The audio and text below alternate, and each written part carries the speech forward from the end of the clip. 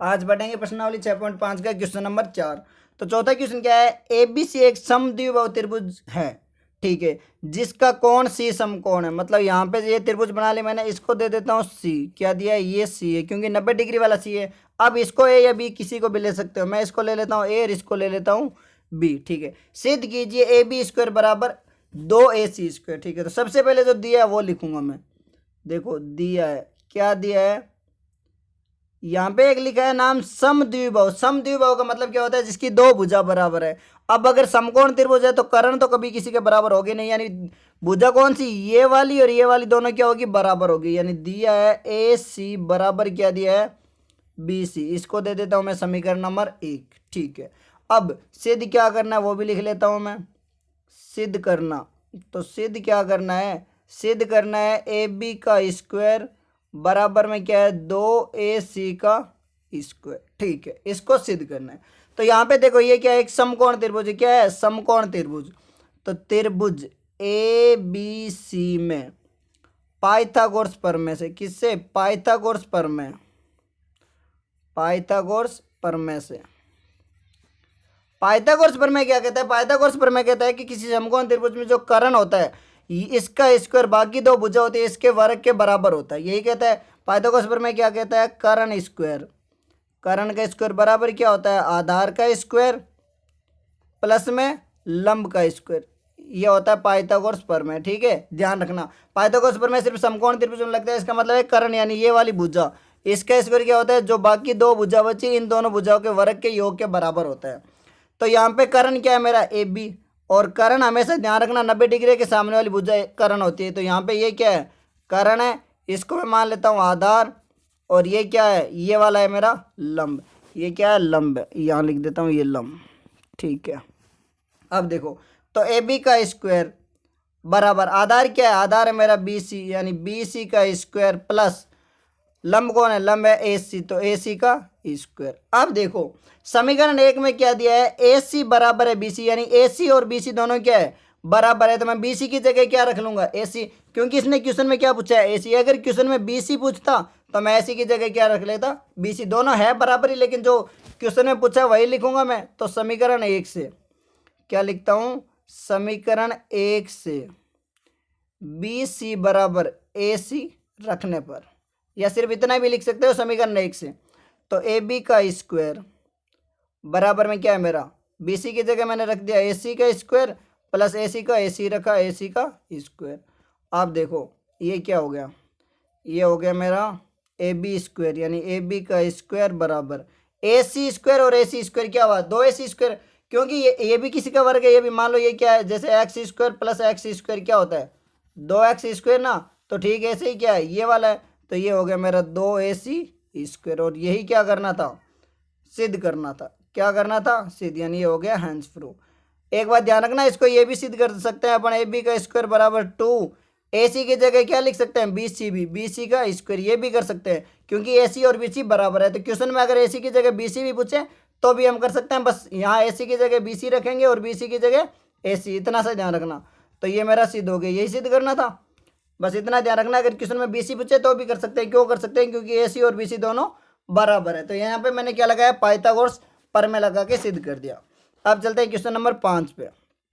Question number 5 क्या कहता है, ए बी सी एक समद्विबाहु त्रिभुज है, ठीक है, यानी इसमें भी क्या है, ए सी बराबर बी सी है, ठीक है। ये दिया हुआ है, उसमें दिया हुआ नहीं था, लेकिन इसका मतलब यही है, समद्विबाहु त्रिभुज का मतलब यही होता है कि जिसकी दो भुजा बराबर है।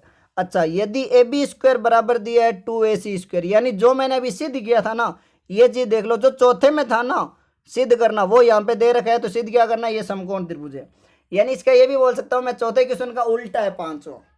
अब देखो यहाँ पे ले लेता हूँ मैं ए बी, ठीक है, ये ले लेता हूँ मैं बी, और ये ले लेता हूँ मैं सी, ठीक है। ये दिया है ना, ओके।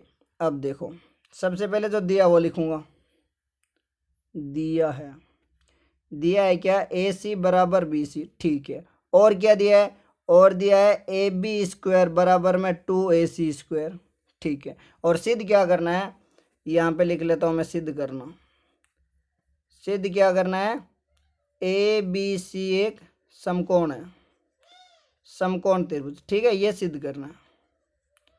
अब देखो मैं यहाँ से लिखता हूँ ए बी स्क्वायर बराबर क्या है 2AC²। ठीक है, ए बी की जगह AC है तो मैं यहाँ पे एक AC लिख सकता हूँ, इसको मैं अलग अलग लिखना चाहूँ AB² बराबर क्या लिख सकता हूँ AC² प्लस में AC²।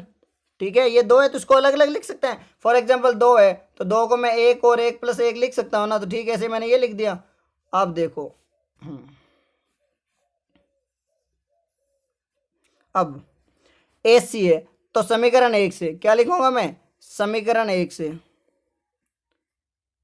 यहाँ पे चाहो तो इसको समीकरण 1 दे दो। समीकरण 1 से मैं AC की जगह क्या रख लूंगा, BC रख दूंगा। क्या रख दूंगा, AC की जगह BC, यानी AC बराबर BC रखने पर चौथे का जस्ट उल्टा ये और कुछ नहीं इसमें, तो AB² बराबर में क्या होगा AC² प्लस इस AC की जगह मैंने क्या रख लिया BC²। अब देखो ये क्या है AB² बराबर AC² प्लस BC²। अब मैं यहाँ पे क्या लिखूंगा, पाइथागोरस प्रमेय के विलोम से या प्रमेय 6.9 से, प्रमेय 6.9 से, या फिर क्या लिख सकते हो आप, पाइथागोरस प्रमेय के विलोम से, पाइथागोरस प्रमेय के विलोम से, विलोम से। ठीक है, विलोम का मतलब उल्टा। पाइथागोरस प्रमेय क्या कहता है, पाइथागोरस प्रमेय कहता है अगर त्रिभुज समकोण है ना तो उसकी कर्ण एक मतलब कर्ण या सबसे बड़ी भुजा वो क्या होती है, दो भुजाओं के वर्ग के योग के बराबर होती है। तो पाइथागोरस प्रमेय का विलोम क्या होगा, अगर किसी त्रिभुज की दो भुजाओं का वर्ग, यानी ये इस त्रिभुज में देखो BC और AC, ये इसका वर्ग अगर इसके बराबर है, इसका मतलब ये क्या है, ये 90 डिग्री है। ये कौन कहता है, पाइथागोरस प्रमेय का विलोम या फिर प्रमेय 6.9 से। तो प्रमेय 6.9 से मैं ये लिख सकता हूँ त्रिभुज ABC एक समकोण त्रिभुज है, बस। ठीक है, यानी क्वेश्चन चौथे का विलोम था पांचवा, क्या था, पांचवा विलोम। जैसे प्रमेय 6.1 और 6.2 एक दूसरे के विलोम थे, ठीक वैसे ही ये क्या है, चौथा और पांचवा एक दूसरे का उल्टा है और कुछ नहीं है। अब चलते हैं क्वेश्चन नंबर 6 पे। छठा क्वेश्चन क्या है, एक समद्विबाहु त्रिभुज, समबाहु त्रिभुज है ABC जिसकी भुजा 2 है।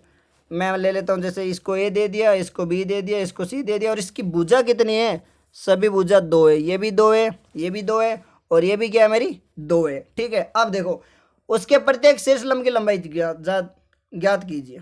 ठीक है, अब सबसे पहले तो शीर्षलंब क्या होता है, मैंने शीर्षलंब और अनामाध्यिका दोनों बता रखे, फिर भी थोड़ा और बता देता हूँ। जैसे अगर शीर्षलंब निकालना हो तो शीर्षलंब क्या होता है, बात करते हैं शीर्षलंब की। बताया पहले भी, लेकिन आज फिर रिवीजन करवा देता हूँ। शीर्षलंब क्या होता है, शीर्षलंब अगर किसी त्रिभुज के, शीर्षलंब क्या होता है, त्रिभुज के किसी शीर्ष से, ठीक है, जैसे मान लो एक त्रिभुज है ये, अलग अलग त्रिभुज बना लेते हैं, एक त्रिभुज है ये, ठीक है, तो त्रिभुज के किसी भी शीर्ष से, मैं मान लेता हूँ इस शीर्ष से, ठीक है, इसमें भी ले लेता हूँ इस शीर्ष से, अगर इस शीर्ष से सामने वाली भुजा के, सामने वाली भुजा पे 90 डिग्री का कोण बनाए उसको क्या बोलते हैं, शीर्षलंब बोलते हैं। अगर मैं मान लो यहाँ से बनाऊँ ये, तो इस A से ये सामने वाली भुजा पे कितना है 90 डिग्री। तो अब यहाँ पे देखो ये तो त्रिभुज यहाँ है, तो यहाँ पे शीर्षलंब क्या होगा, यहाँ पे मैं यहाँ खींचूंगा बाहर, क्योंकि इस भुजा को मैं आगे बढ़ा सकता हूँ, तो ये सिर्फ यहाँ पे ही 90 डिग्री बन रहा है। तो ये क्या होता है, शीर्षलंब होता है। ठीक है, शीर्षलंब क्या होता है, त्रिभुज की ऊंचाई भी बोल सकते हैं। क्या होती है, वास्तव में त्रिभुज की ऊंचाई होती है। यानी शीर्षलंब क्या होता है, किसी भी शीर्ष से सामने वाली भुजा पे लंब, क्या लिख सकता हूँ मैं, किसी शीर्ष से, त्रिभुज के किसी शीर्ष से सामने वाली भुजा पर लंब, सामने वाली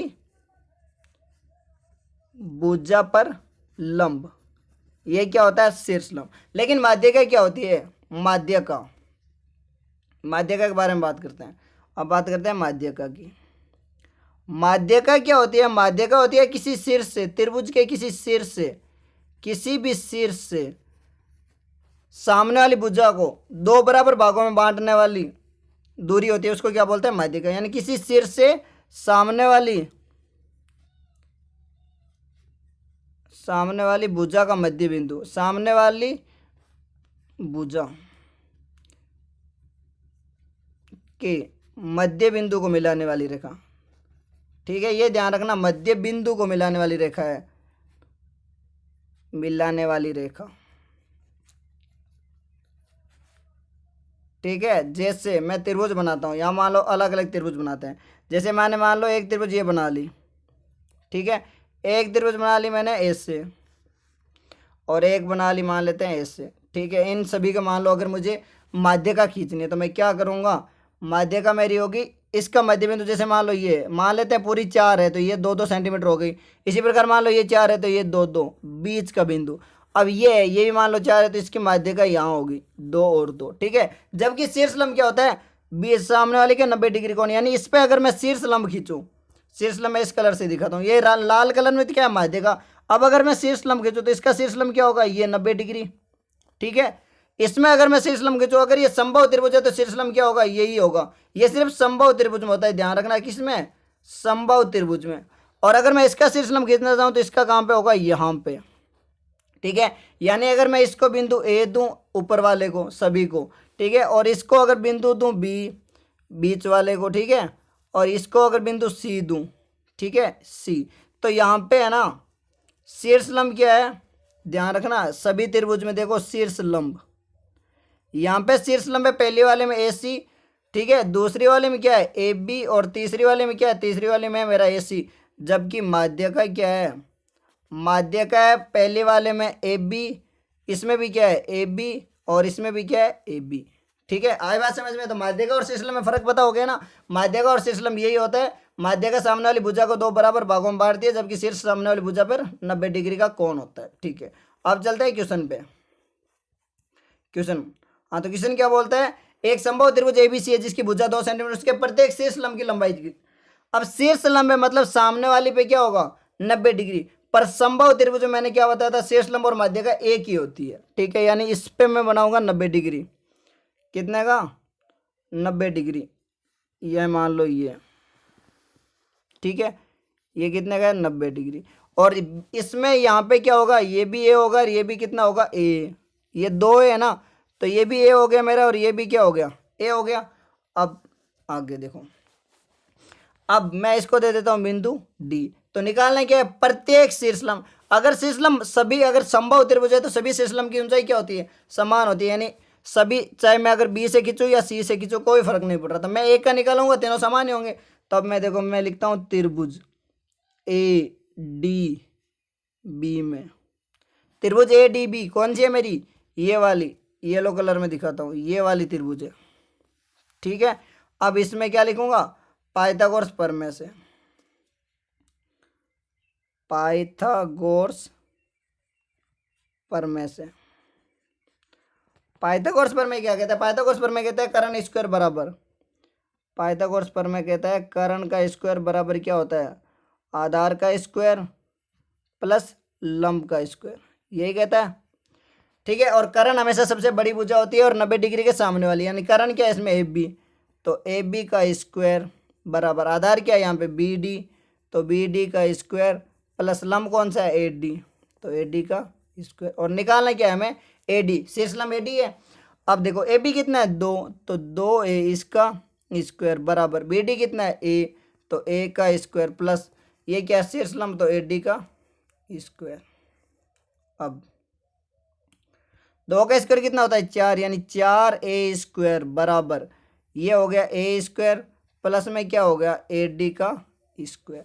अब ये ए इस साइड आएगा तो क्या होगा माइनस का, क्योंकि बराबर के इस साइड से उस साइड है, उस साइड के इस साइड जाता है तो प्लस का माइनस, माइनस का प्लस, गुणा का भाग और भाग का गुणा होता है। तो ये हो जाएगा 4 ए स्क्वायर माइनस ए स्क्वायर बराबर क्या है ए डी का स्क्वायर। आप देखो 4 माइनस ए कितना हुआ 3 ए स्क्वायर बराबर क्या है ए डी का स्क्वायर। अब अगर मैं इस स्क्वायर को हटाऊंगा यहाँ से तो यहाँ पे क्या लगेगा वर्गमूल, यानी रूट में 3 ए स्क्वायर बराबर क्या है ए डी। तो यहाँ से मैं क्या लिख सकता हूँ ए डी बराबर ये ए स्क्वायर है तो ए तो आ जाएगा बाहर और रूट में रह जाएगा 3, यानी रूट का 3 ए, क्या है रूट में 3 ए। ध्यान रखना ये ए है इस पे वर्ग नहीं है, ठीक है। चाहो तो इसको ये लिख सकते हो ए डी बराबर ए रूट में 3, बाकी संख्या हमेशा आगे लिखते हैं इसलिए इसको रूट 3 में लिख रहा हूँ। ये न मत सोच लेना कि ये रूट के अंदर है, ये रूट के अंदर नहीं है, ये रूट के बाहर ही है, यानी ये क्या है रूट में 3 इंटू ए, बस ऐसे लिख लो चाहो तो। ये क्या है मेरा आंसर। आप देखो इसने क्या पूछा है प्रत्येक शीर्ष लंब की ऊंचाई, तो शीर्ष लंब संभव त्रिभुज के सभी शीर्ष लंबों की ऊंचाई क्या होती है समान होती है, क्या होती है चाहो तो एक लाइन लिख लो संभव त्रिभुज समबाहु त्रिभुज में सभी शीर्षलंब